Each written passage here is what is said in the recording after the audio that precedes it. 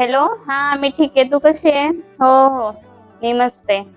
हा, ते बाहेर गेलं ते आले ना, मग त्यांना विचारून तुला सांगते. हो हो, चालतंय. ठेवू का? काय रे, कोणाचा फोन होता?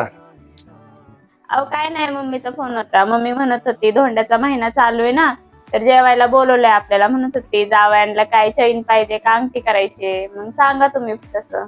अरे ती कशाला उगच, आधीच मम्मीची परिस्थिती नाजूक आहे.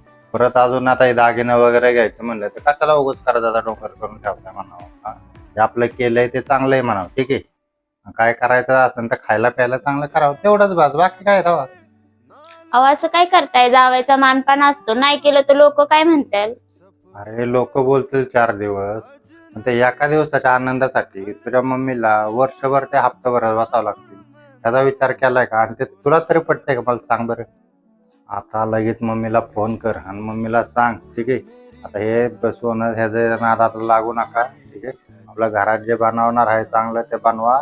आम्ही सगळे तुमच्या घरी जेवायला येतो, मस्तपैकी जेऊ.